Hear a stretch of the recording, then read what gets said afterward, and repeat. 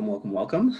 My name is Zach Olson, and I'm on the education team here at the Iowa Center. If you've tuned in to any of these recent webinars, you've probably met my colleague Sierra Ladroma. We are both working very hard to keep providing content that is engaging, informational, and inclusive to all current and budding small business entrepreneurs across the state.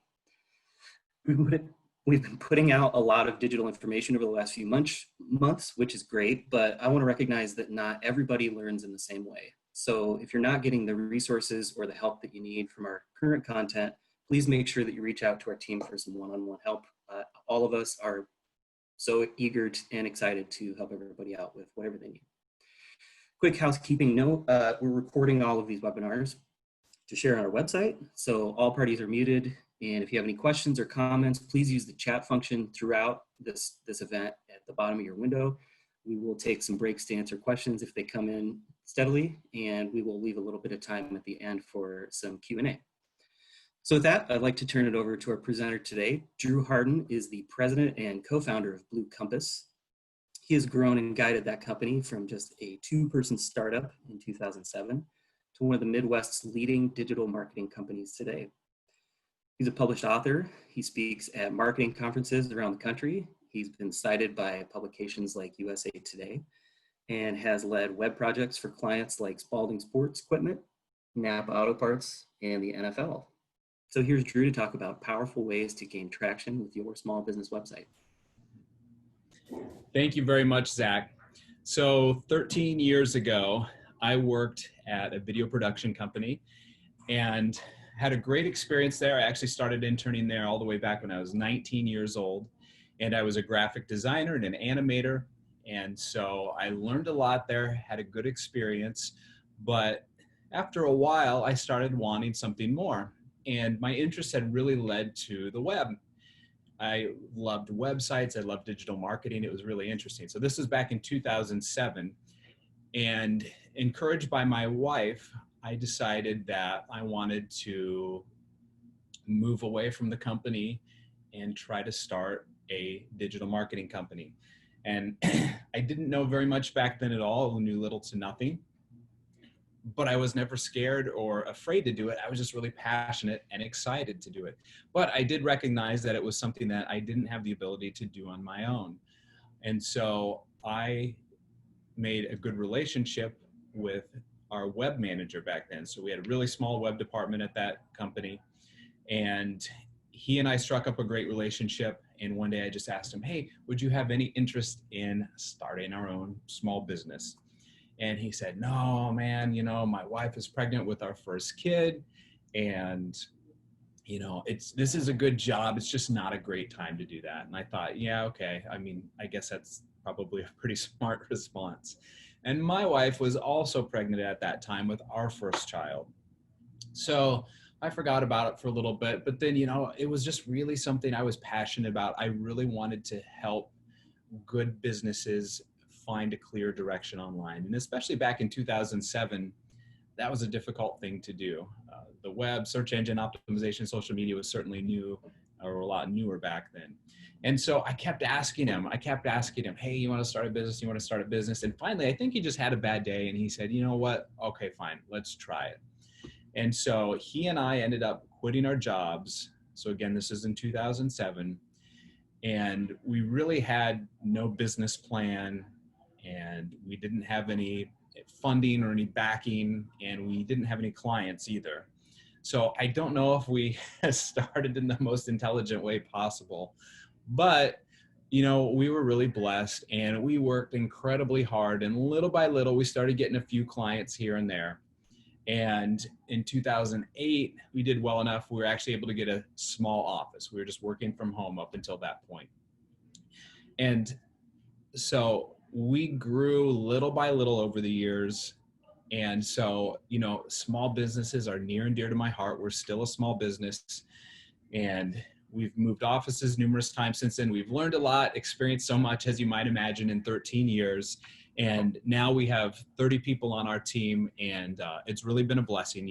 There's a lot of blood, sweat, and tears when you own your own business, as you very well might know. But we are so excited to be able to make it this far.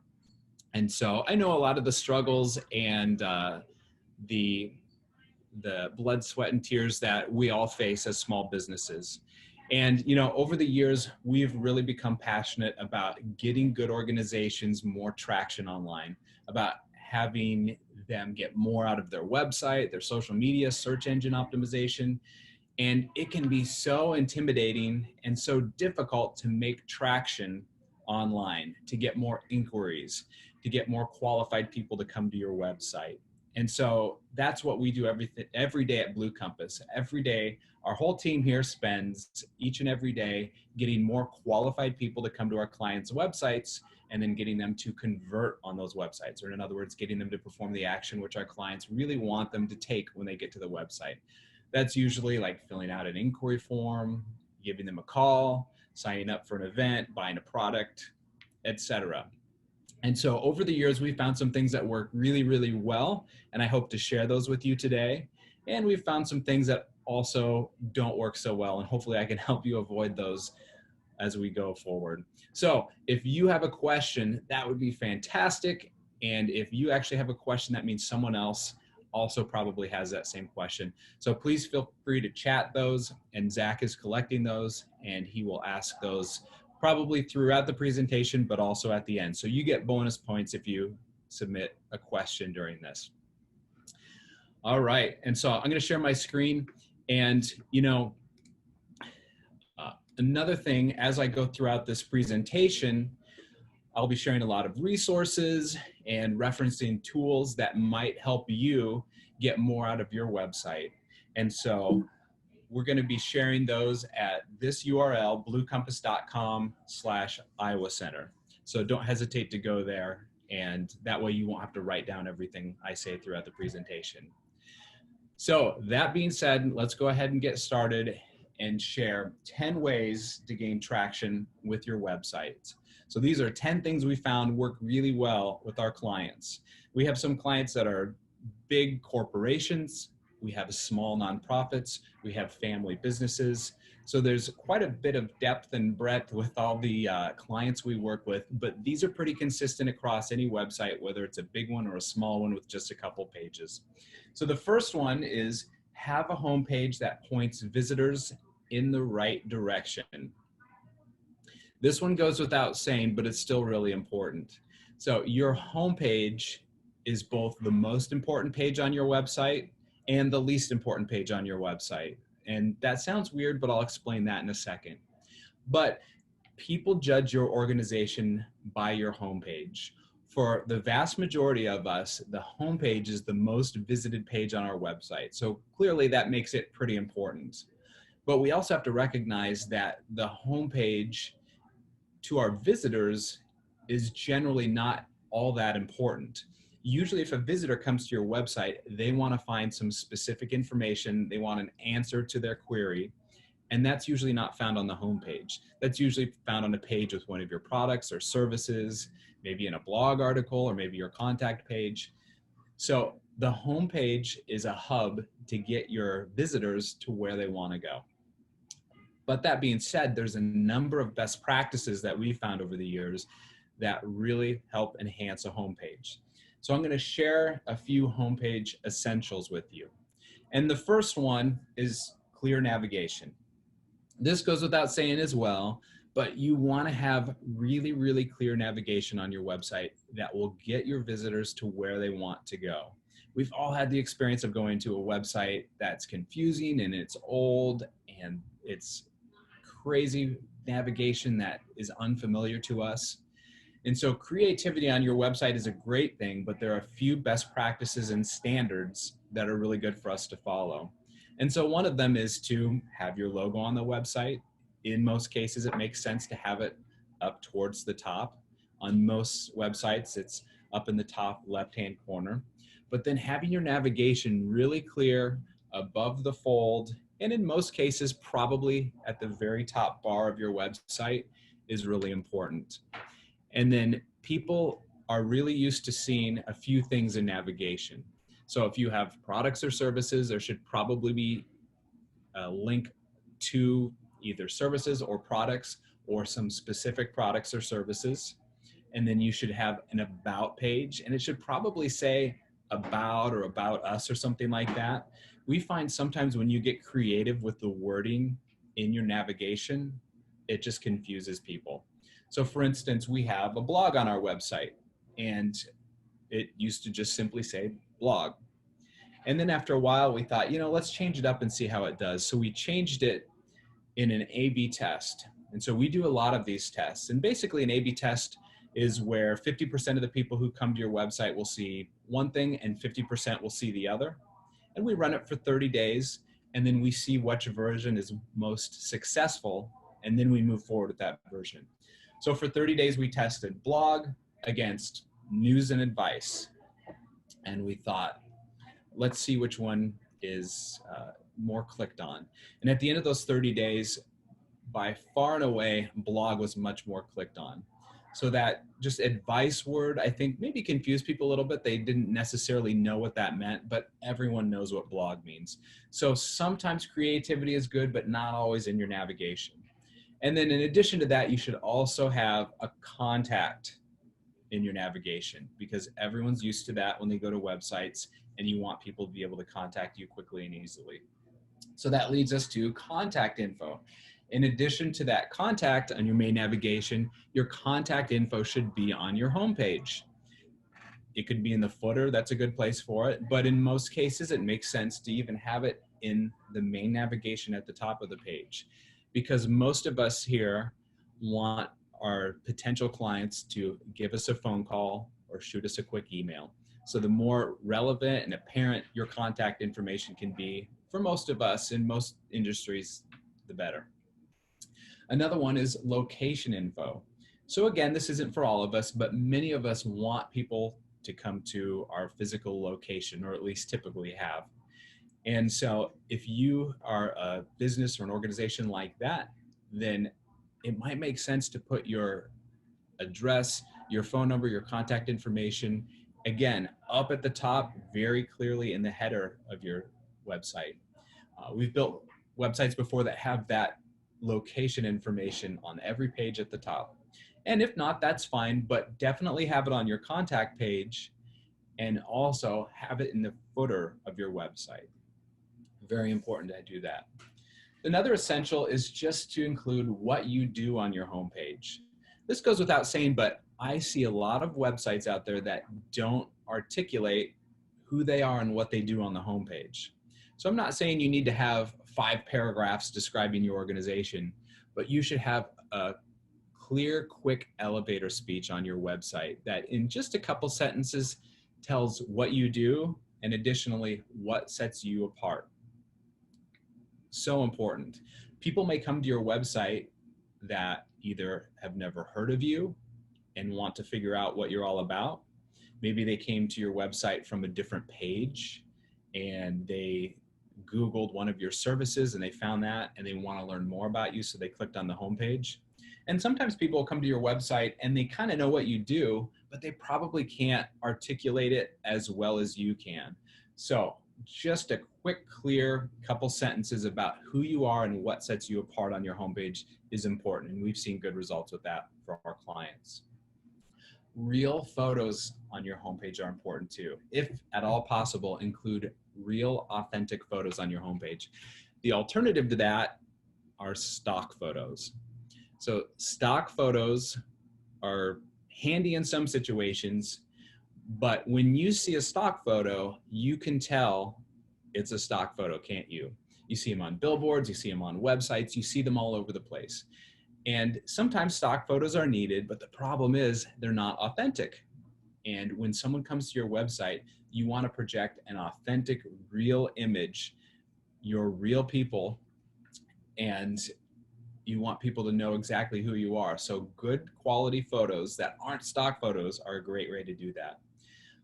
Google even directly says that stock photos aren't a great experience. And I think one of the reasons Google says that is because Google is not a fan of duplicate content.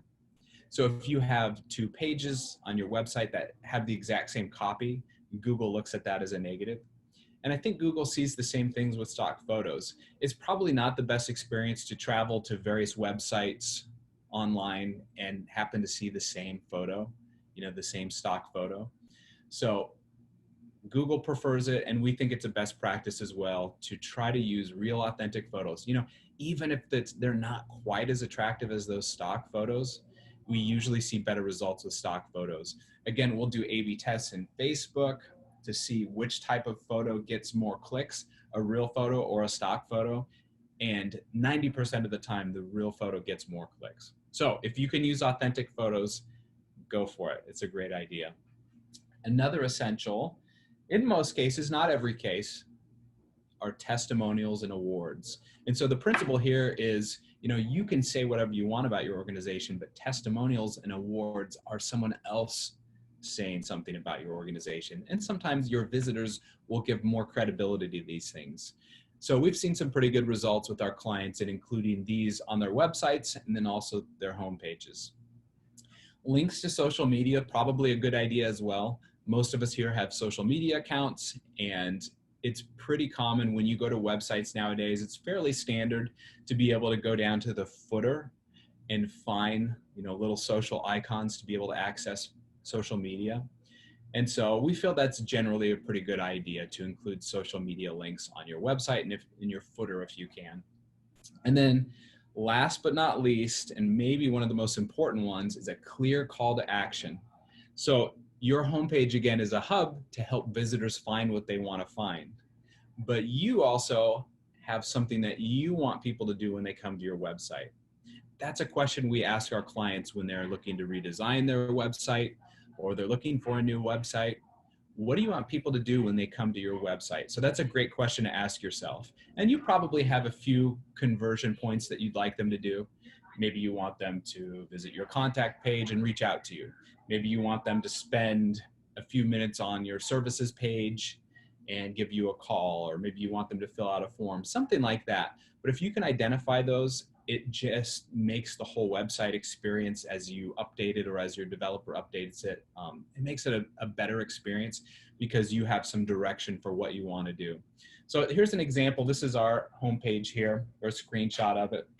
We have a video behind it in blue. And you can see that orange button there says, let's get moving. That's our main call to action. And that takes people to a form we've put together where they just fill out some basic information and they submitted it. And it basically says, we're interested in engaging with Blue Compass to kind of see what this is about. Let's talk.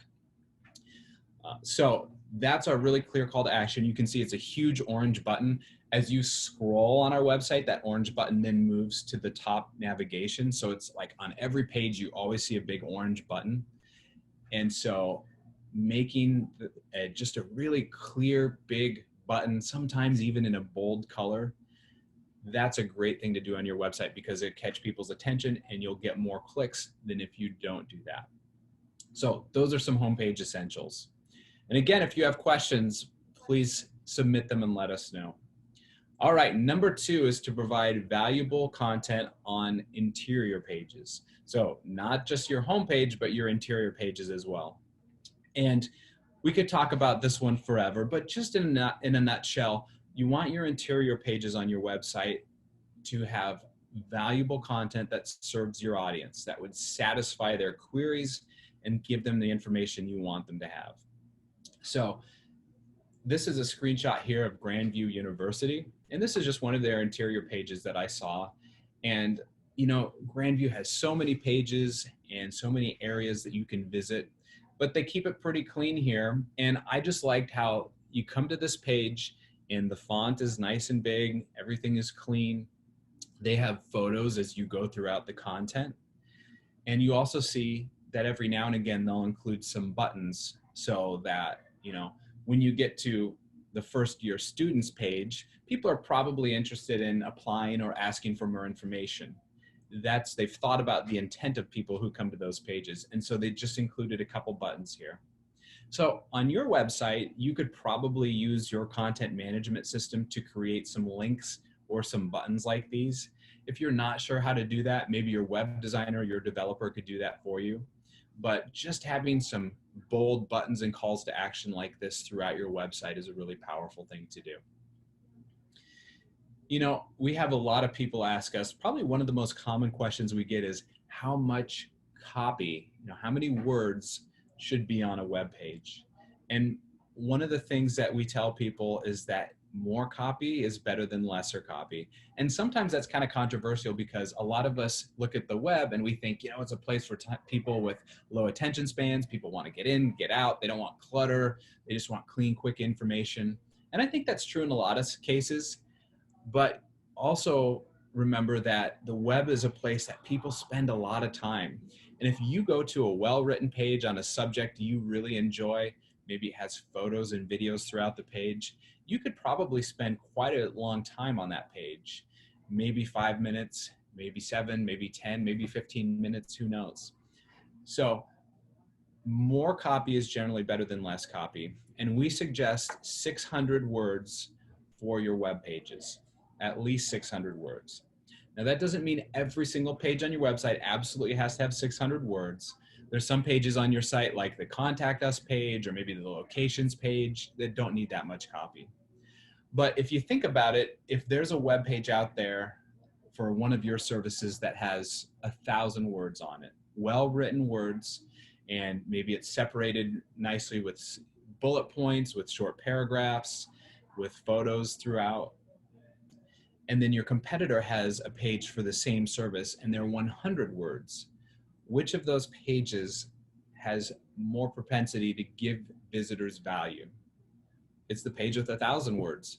There might be more content, but there's more potential there to deliver answers and to deliver value for visitors who come to it. So we generally encourage our clients to consolidate pages. Instead of having 15 pages under your services tab, maybe you only need to have, 5 pages under your services tab, and maybe some of those services are similar enough, it might make sense to consolidate them into one page. This is a example here from a company called Hrefs, and this is the word counts on a page versus the organic traffic that comes from Google. And you can see at the very bottom is 250, at the top is 2,500. And generally, pages with more words in it rank better in Google and have more visitors sent from Google. So Google identifies that pages with a lot of good copy that's well written and that people spend a lot of time on have the ability to add more value. So again, I'm not saying that a cluttered page with redundant copy that just goes on, you shouldn't do that. That's not a good experience for people. But really well-written copy and a good amount of it that answers questions is a really positive thing. And we've seen good results with that for our clients. All right.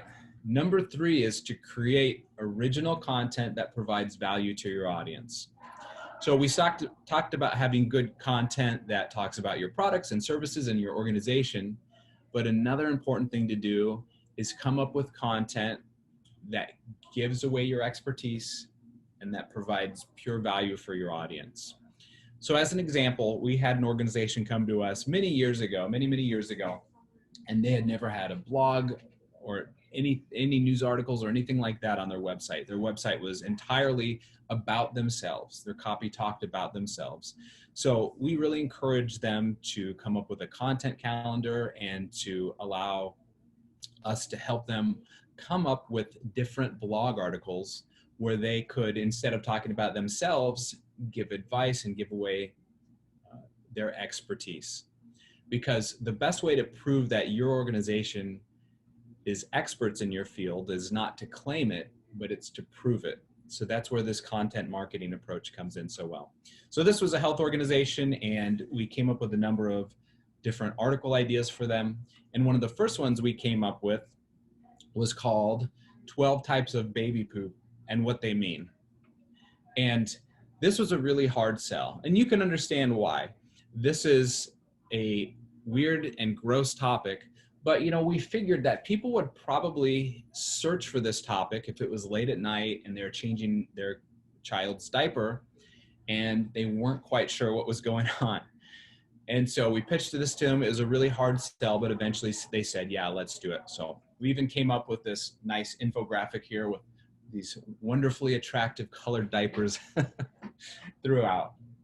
So helped them with the article. We put it out on the website. And so these are the results. So this is back in August 2014. So these are page views, and you can see that when this launched, we promoted it via social media, and it got about 500 visits or so, and then the traffic kind of went down.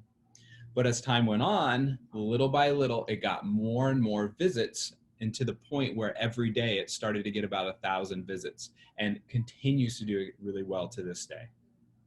And so this was a great example where we thought of an article, we thought of a content piece that satisfied a query, that satisfied a need that this organization's target audience had, came up with that piece, and then put it on the website.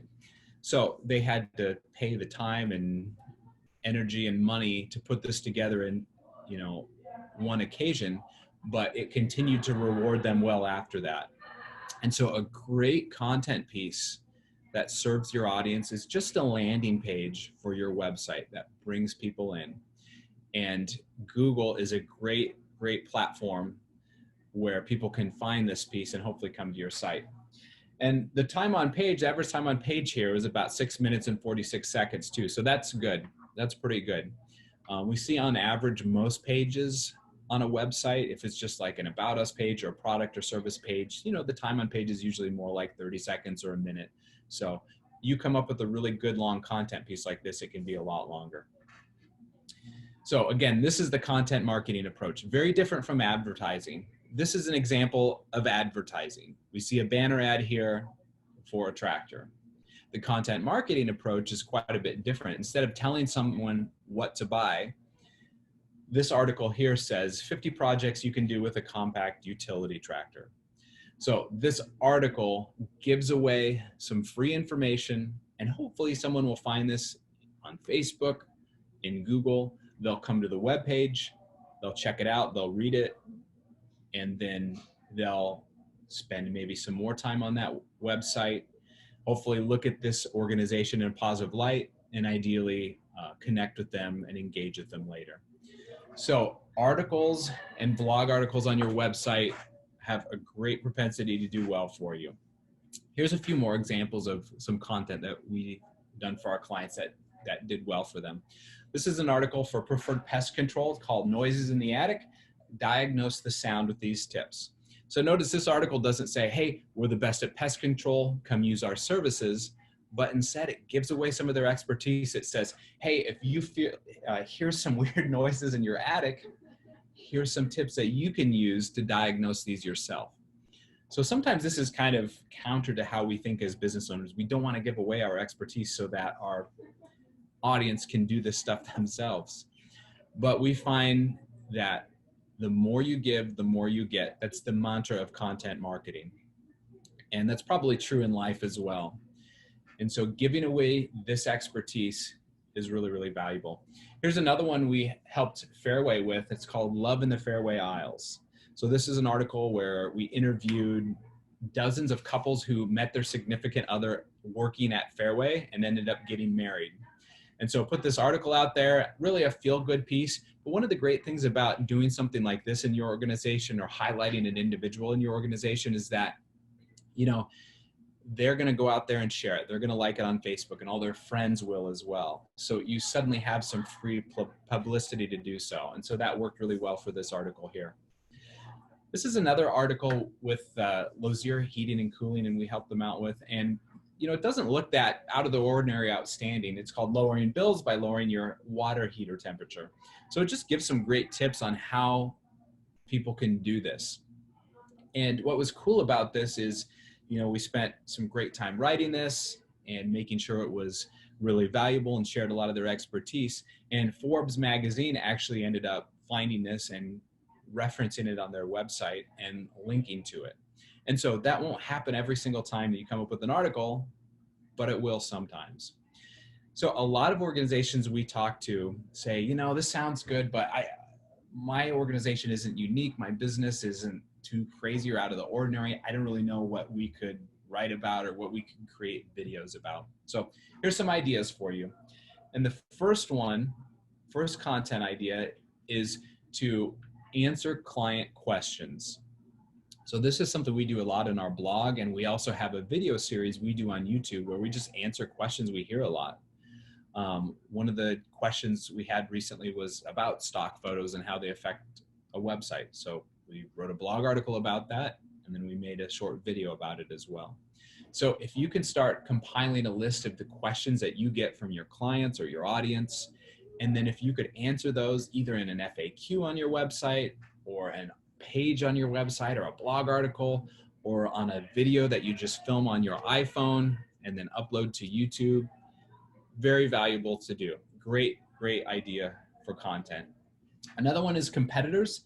If you have a competitor or if you have another business maybe in a different state that you feel like does marketing really well, look at what they're doing in their website and don't copy it maybe, but maybe get inspiration from their idea.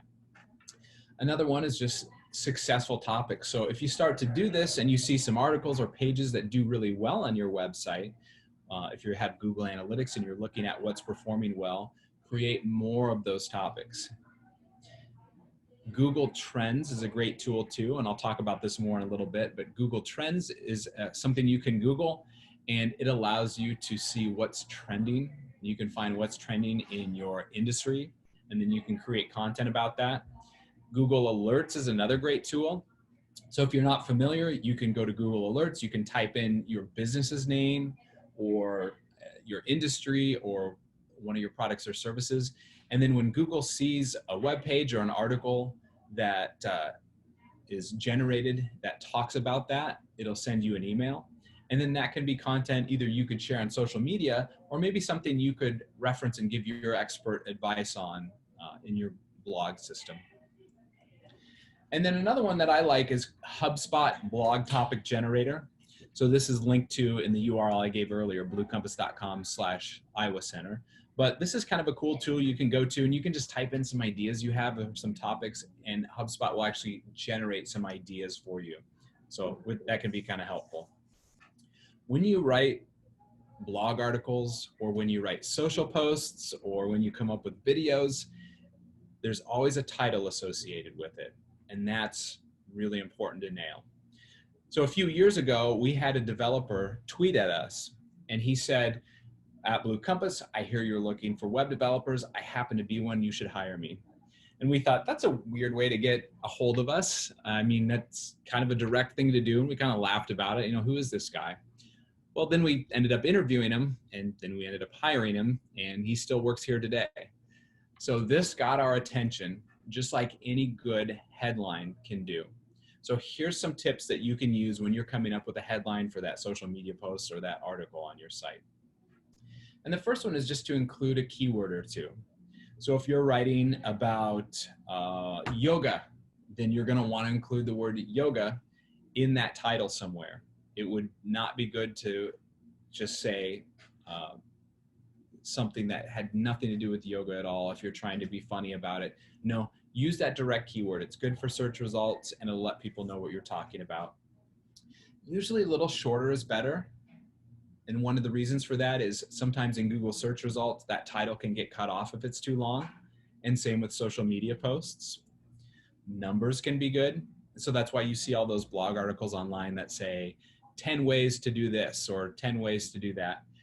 Numbers quantify what's about to come. And so sometimes it helps making clicking on something feel a little less intimidating psychologically. A question, just a question mark at the end can be really good. And then just anything you can do to be unique or evoke some curiosity. So here's some examples. This is an article that says mustache hygiene. Now that has a good keyword there because if this company is trying to promote maybe a mustache grooming product, that would make sense. However, it's not particularly interesting. So if we change that to 10 surprising ways to groom your mustache, it would get more clicks. That's a little more interesting. Here's a social post and it says, healthy cattle are essential. That may be true, but it's not particularly interesting. So if we change that into a question and it says, do your cattle exhibit these healthy traits? That would get more clicks. And then finally, here's a title. It says the greatest secret in the world. That evokes some curiosity, but there's no keyword there. So if we change that to the greatest cover crop secret in the world, much better. So here's a few tools that you can use to help optimize your headlines when you're writing for social media or for your website. And again, these are linked to if you go to the URL I referenced earlier. All right, number 4 is to use keyword research to find the right terms. So this is where we talk a little bit about search engine optimization. Search engine optimization can be really frustrating for small businesses and for marketing companies, for just about everyone. So Google used to treat this very differently back in the day. These are some results for Italian restaurant from a number of years ago. And as you can see, you have the 10 traditional results. Well, as you know, when you Google something now, the results look a lot more like this. Pictures, maps, this knowledge graph over on the right-hand side. Search results have changed dramatically. And you know, when you put in a question, oftentimes Google will actually answer it for you. You'll see the answer in there, which is handy as a searcher. It shortens your journey, but Google's taking that information from a website and kind of using it as its own. So it's kind of good and kind of bad in some ways. These are mobile search engine results for a TV show. And as you can see, as we scroll down, this doesn't really even look like a search engine result page. This looks more like a TV app. So Google's really changed the game when it comes to search engine optimization, and it can be really frustrating to search and to show up for search results as a small business. So one of the things you can do, and there's a million different things that we don't have time to get into today, but one of the just simple things you can do to be a little more effective in your search engine optimization for your website is called keyword research. And basically it's just looking for the search terms that your audience is searching for. And sometimes as business owners, we use different terms for our products and services as our audience does. And we need to do a better job of speaking their language. So for example, if we search for home builder in Google, this is a really easy, simple way to do keyword research. Scroll to the bottom of the page, and you've seen this before where the Google is with all the O's, and then it says searches related to home builder. And you can see these are similar searches that people have done. And so if you have a page about how you're a custom home builder, you build homes for people, it would be beneficial for you to include some of these terms on your page as well. So instead of just only saying home builder, use the term home designer. That can actually help you in some occasions rank a little better for that term, because not everyone's searching for a home builder, they're searching for a home designer as well. This is Google Trends, and imagine you have a dog care company where you groom dogs, you walk dogs, etc. So you can go to Google Trends and then just type in a few of your services like dog sitting, dog walking, and dog care.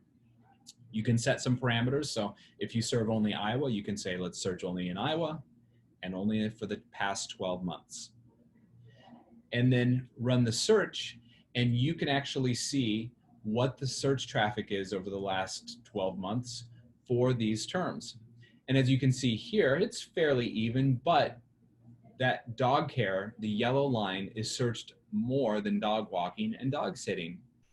So on your web pages, it would probably make sense to highlight dog care, that term, a little bit more than dog walking or dog sitting.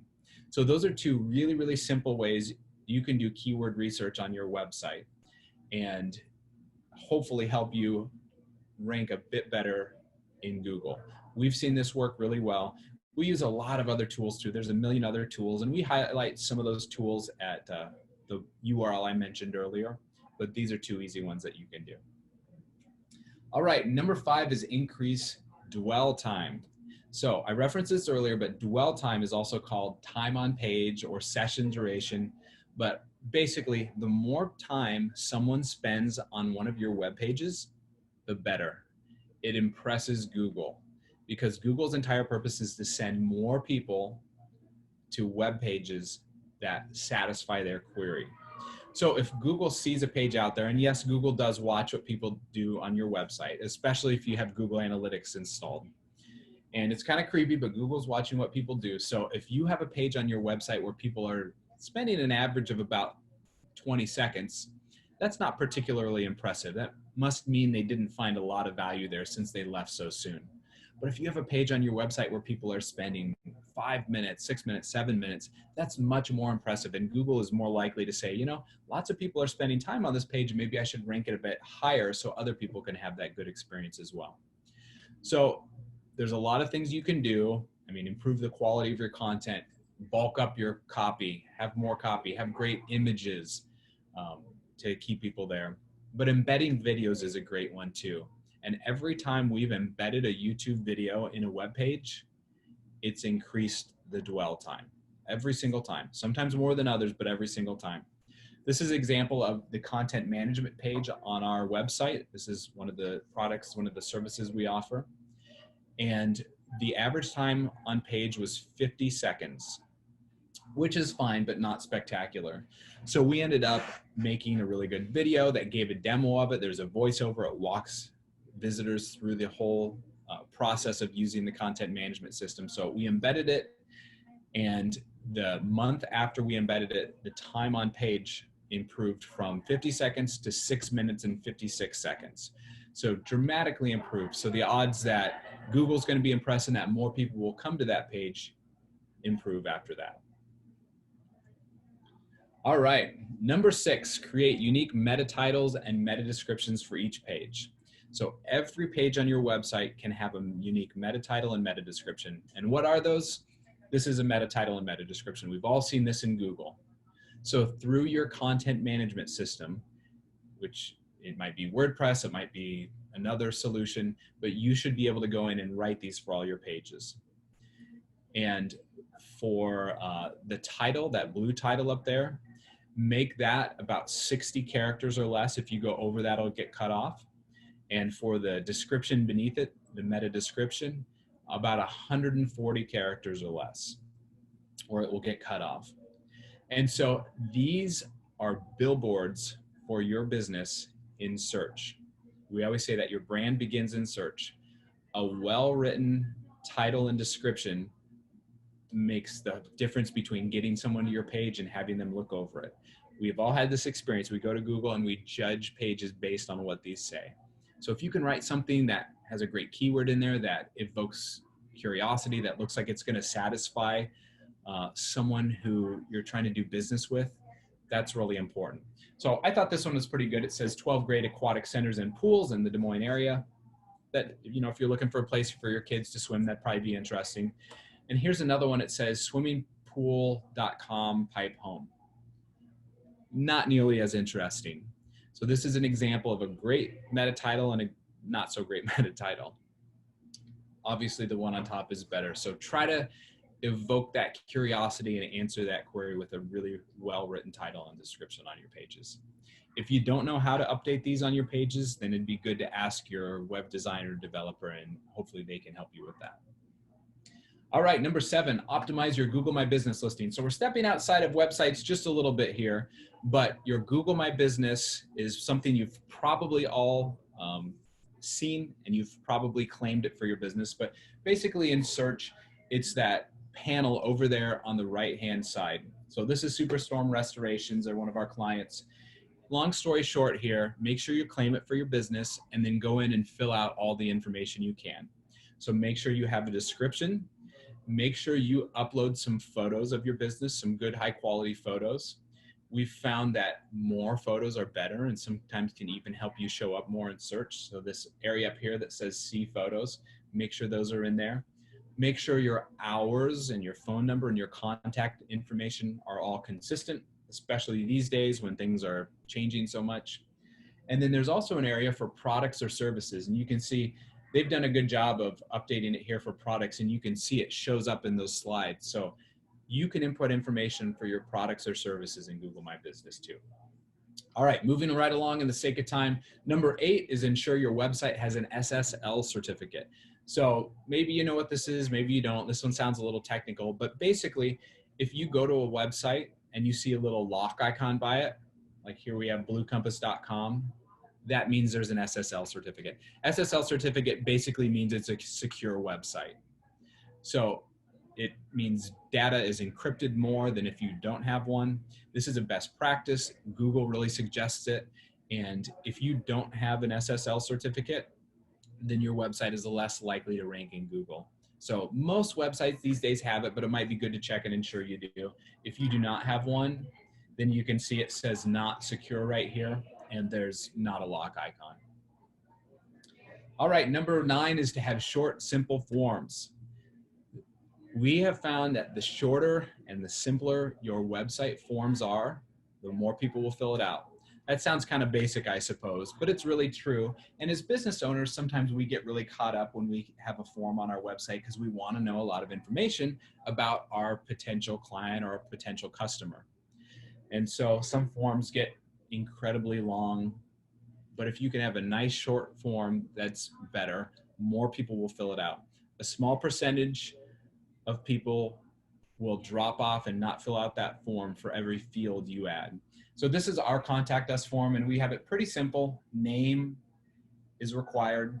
Organization is nice for us to get, but we don't require it. Email or phone. So we don't even have 2 different fields for that. We're satisfied with a phone number or an email address, and then tell us about your project. So pretty simple. And we just generally find the shorter the form, the more inquiries, the more data, the more submissions you'll get. All right, and number 10, ensure you have the foundation of a quality website. So I've talked about a lot of different topics here very quickly, and these are all so important, but even if you do all of these things and you have an old lousy website that's not mobile friendly, that looks like it's from 2000, these efforts will really be hampered and it'll be difficult to make traction with your audience. So remember, people judge your organization based on your website, how it looks, how fast it loads, the content that they see on it. And your competitors' websites are just one click away. So just simply, the better, the more attractive our websites can look, the better it is for your organization. So I talked a lot about Google today, and the reason is we always see the best website traffic comes from Google. So in other words, if someone comes to your website from Facebook or from Twitter or from a link from another website, or even if they directly type in your URL to come to your website, they're probably less likely to convert, or in other words, they're less likely to do the action that you want them to take than if they reach your website via a search engine. We see that's consistent for almost all of our clients' websites. And the reason is the intent is just different when you're in Google. You're looking to satisfy a query. You're searching for something. Whereas if you see something on Facebook, I mean, when you're on Facebook, your intent is just different. You're looking for, some funny information. You're looking to connect with a friend or family member or something like that. So generally, the more you can do to make Google happy with your website, the better. And one of the things that we often tell people these days is that Google is taking away the web from those who don't take their website seriously. Google search engines results and their algorithm have gotten so much more sophisticated and stringent. And remember, Google's really trying to serve up the highest quality, best content for people. That if you have a really old website and pages with outdated content that don't have much copy on it, especially if you don't have an SSL certificate or if your website takes a long time to load, Google might not be interested in even featuring it in search. So to do well in search, it takes a lot of different things, but just having a clean website that has clear navigation and it has good content, that's really the best thing you can do for search engine optimization. All right, so there's a lot of information for you. Again, if you'd like to highlight some of these resources and check them out, please go to bluecompass.com/Iowa Center. One of the things we have on there is called our content marketing guide. It's just a PDF you can download, but it has just some real quick tips and resources that you can do to get more out of the content on your website. We highlight some of the videos that we have on there as well. So I hope that's helpful to you. And with that, I will, and also I have my email address there too.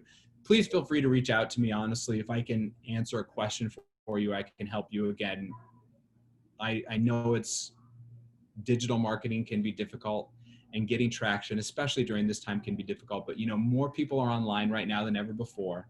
And our online presence, all of us, matters more now than ever before. So if I can help your small business in any way, let me know. And that being said, Zach, I'll turn it over to you to see if we have any questions. We have a few questions for you, if you don't mind. In order of how they came in, Mary Ann asks, is there an easy way to get rid of an old Google listing? I know every business has dealt with this at some point.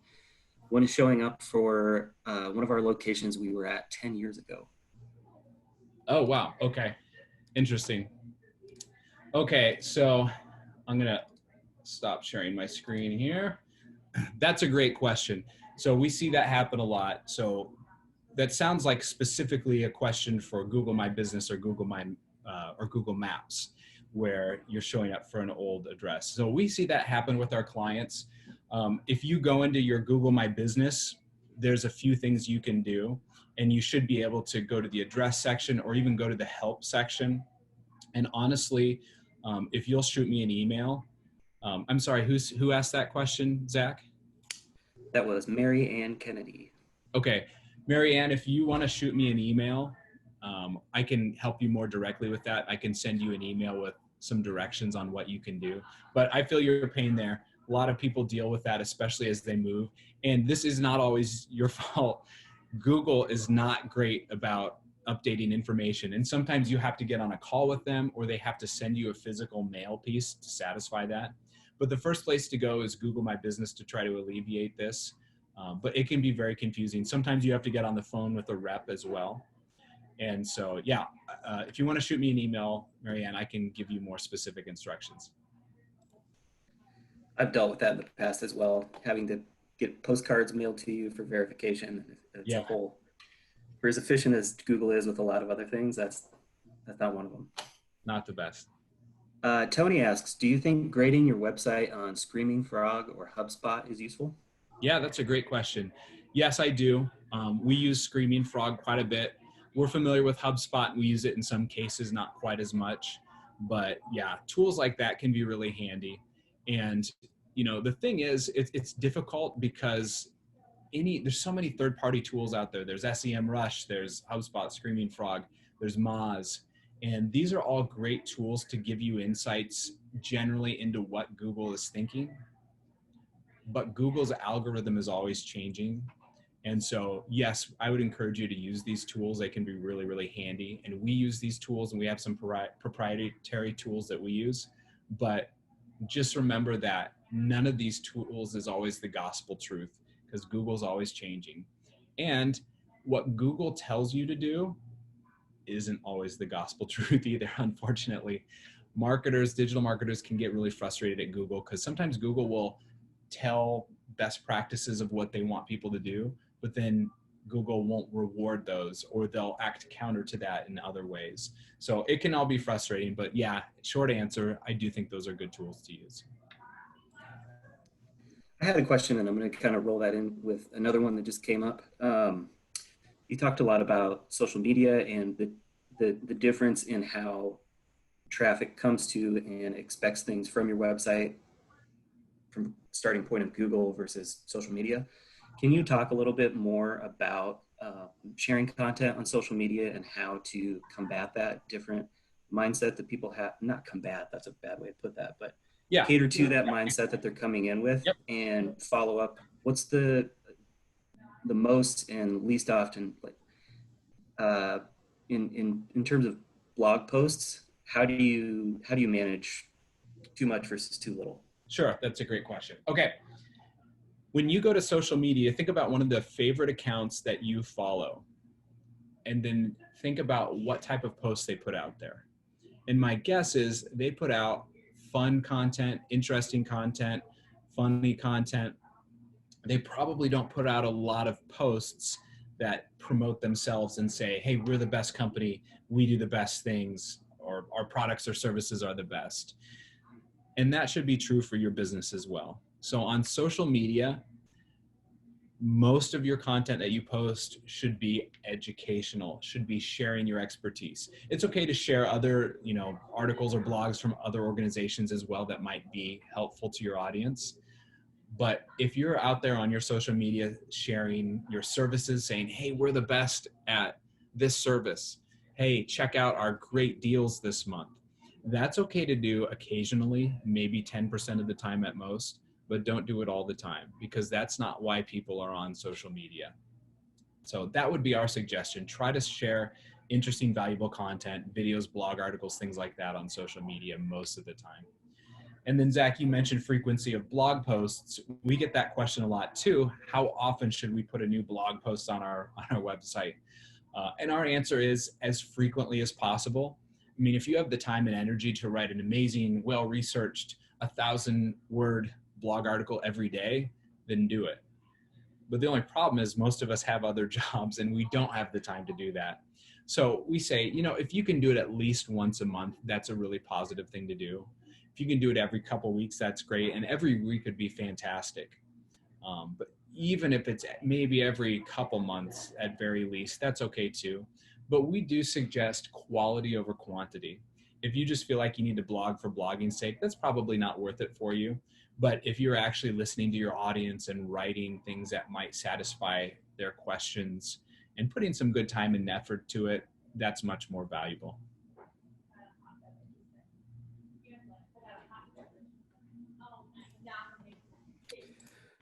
Can you talk a little bit about content calendars? I know that's something that's really helped us recently. Sure. Just being able to get a grip on what messages you want to put out and making sure that you don't forget anything and you're putting them out at the right time. Yeah. So years ago when Blue Compass started and it was just a few of us, we would write a blog article whenever we felt like it. We would post on social media whenever we felt like it. And we would just think up the content on the spot. And that's what a lot of us as small businesses do. However, it's a lot more powerful if you can be purposeful about it. And so if you can take the time and energy to come up with a content calendar for your blog articles and or your social posts, that's much better. And so we'll work with clients to do that very frequently. And there's a number of different platforms you can use. I mean, you could do it in Microsoft Word if you wanted. We use a platform called Smartsheet to do it, but you could do it in Outlook or any platform you want really. But start by brainstorming with someone else on your team or a few other people and just come up with topics or services or whatever that might be that you feel your audience would benefit from and that would well represent your brand. And then just say, okay, every other week we're going to write in a blog article about this. Our goal is to get people to read it and then to click here and go to that service page. Todd on our team is going to write that. And here's the due date when he needs to submit it. And then we need someone else to read over it and make sure there's no grammatical errors. So, I really think anyone on your team can write blog articles. I mean, we had one of our developers the other day write a blog article for us, and he's not a writer by any means. We have writers on staff. I mean, he's not a writer. But then we simply just have someone on our team who is a writer or someone on your team who's decent with grammatical errors and things like that. Just look over it and, a second pair of eyes is always good, and then just put it on the website. So same with social posts. I mean, if you can say, we're going to post on Facebook 3 times the week of August 1st, and the first post is going to be about X, the second post is going to be about Y, and the third post is going to be about Z. That's really beneficial. And of course, there's spontaneous things that come up that you can post about too, and you can just throw those in there. But if you don't come up with a good content calendar, a lot of that content won't happen. So it's really a good way to keep yourself accountable and make sure your brand is representing itself online.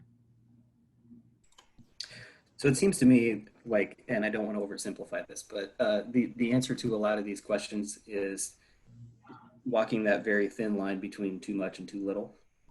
How do you approach removing old pages and old content from your website? How do you go about determining what should stay and what should go?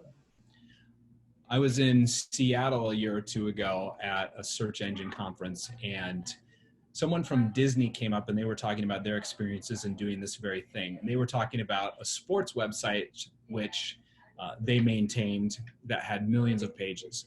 I would assume it would be ESPN. They didn't say that directly, but since it was a Disney-owned brand, I think that would be a very logical assumption.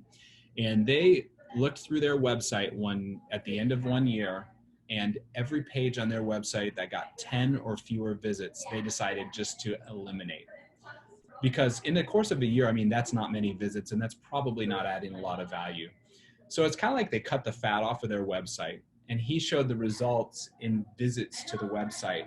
And he showed a graph and they were down here. And once he did that, they skyrocketed. They really rose. And so that doesn't happen every time. But if you have pages, if you look in Google Analytics, you can go to the pages area and you can filter by the most visited to the least visited. And if you have pages on your website that basically no one's going to, there's really not a big reason for them. And sometimes Google seems to like it if you cut that fat out of your website.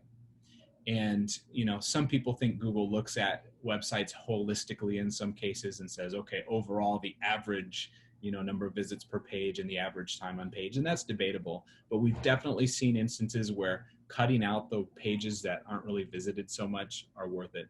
So again, if you do have any pages on your site that have, only 100 words and aren't getting much traffic, there's probably not a good reason to keep them. And somewhat tangentially related to the trimming of fat, videos are more and more popular in ways to convey the information you want to give to your customers. Can you talk a little bit about length of videos and maybe part two, how many of those you should have on a page, both Sure. in terms for what your website can handle and just overload of information for customers? Absolutely. Yeah, Zach, that's probably another one of the most common questions we get is how long should videos be? And the answer's gotten a lot more complicated in the last few months. Generally, our answer to that is shorter the better.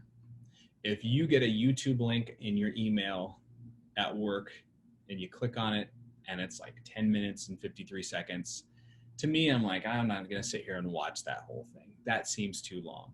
So sometimes the length of a video can be really intimidating and cause people not to watch it.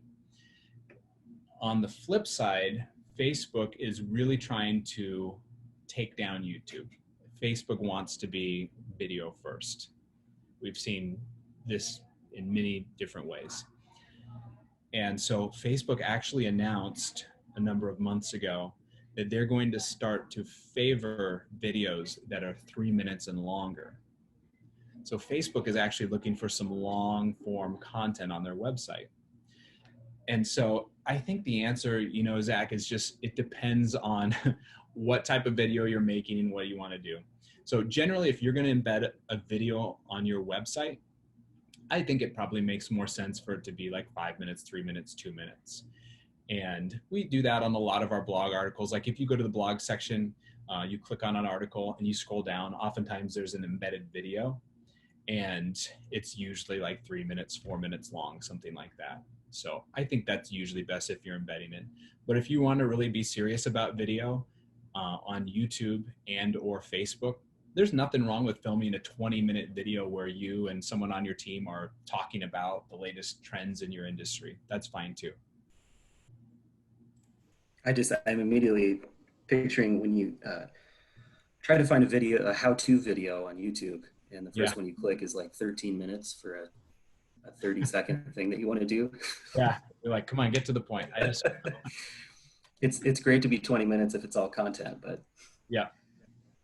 Well, I think that's about all we have for questions, unless anyone has any last moment questions. I want to say thanks everybody for coming. Thank you so much to Drew and to Blue Compass. This has been another great one. And for anyone who wants to watch it again, or if you know anyone who wanted to be here but couldn't, we will have this up on our previous classes website page very soon. And I don't think we have anything else. Drew, if you have any parting words. No, that's it. Thank you for your time. And again, if I can ever help you, don't hesitate to reach out. Absolutely. Thanks, everybody. Thank you. Bye.